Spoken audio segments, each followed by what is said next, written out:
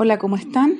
En este video quiero explicar sobre una nueva conjugación que vamos a tener desde ahora en adelante, que nos van a aparecer en los ejemplos y por lo tanto en los ejercicios y por lo tanto necesitamos aprender. Vamos a hablar de la conjugación de los verbos, verbos contractos, ¿ya? Mientras les voy a explicar, vamos a hacer un breve resumen de lo que hemos visto sobre la conjugación verbal. Entonces, he explicado ya en otros videos, pero voy a volver a explicarlo, lo que significa la conjugación. La conjugación es esa terminación que tiene nuestro sistema verbal, en el cual esta terminación va a representar la persona, en este caso puede ser la persona que habla, primera persona, la persona que tiene al frente, segunda persona, o la tercera persona, que es la persona que está lejos de nuestra vista, ¿verdad? Eso se traduce en el yo, el tú y el él o el ella, ya tanto en singular como en el plural. Entonces nosotros en castellano variamos nuestra terminación para referirnos a la persona que está hablando o a la que se refiere, ¿ya? El griego hace lo mismo. A esta terminación nosotros le llamamos la conjugación, ¿ya? Y tenemos aquí, por ejemplo, la conjugación del verbo cantar. Y yo puedo decir, yo canto, tú cantas, él canta, nosotros cantamos, ellos cantan, ustedes cantan. Ya, me salté ahí. Ustedes cantan, ellos cantan, ¿ya? Esto se le llama la conjugación del verbo cantar. En griego también se conjuga y en griego vamos a tener distintas terminaciones para las conjugaciones, ¿ya? Aquí tengo el ejemplo del verbo luo. El verbo luo es el verbo desatar o desamarrar, y que es el verbo modelo que se utiliza. Cualquier libro de gramática griega que sea bueno va a poner este ejemplo porque la raíz es muy cortita y por lo tanto permite ver las conjugaciones que son las terminaciones, ¿ya? A las terminaciones se le llama sufijos. Entonces la sufijación, que son las terminaciones que van a mostrarme cómo se comporta la conjugación en griego. Entonces aquí tenemos, por ejemplo, luo, lueis, luei. Entonces luo es primera persona, es desato. Lueis, desatas. Luei, desata, ¿ya? Es como él o ella desata. Luomen es desatamos, luete es desatan y luusin es desatan, ellos desatan, ¿ya? También estuve explicándoles el verbo eimi, que es el verbo ser, estar, haber o existir. Y este verbo, desgraciadamente, es un verbo irregular, se usa mucho porque es el verbo ser y estar, ¿ya?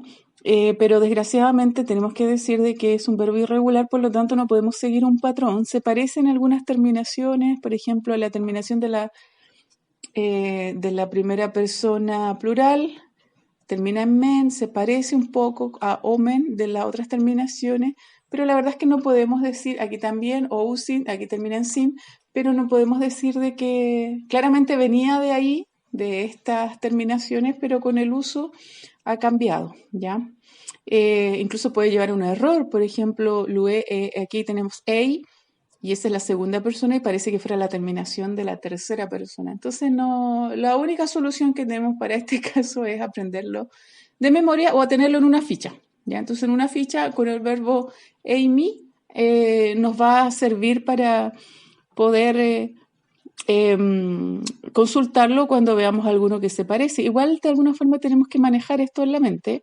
Nos tiene que sonar, por ejemplo, esto se parece a algo, ¿ya? Y ahí hacemos uso de este verbo que se utiliza mucho. Bueno, ahora sí viene lo que nos convoca en este video y es la conjugación de los verbos contractos. ¿Qué significa que un verbo sea contracto?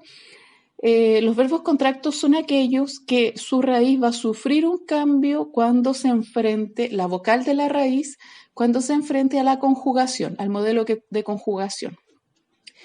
Cuando vimos el verbo luo, vimos que el modelo es o, con omega final, eis, ei, omen, ete, usin.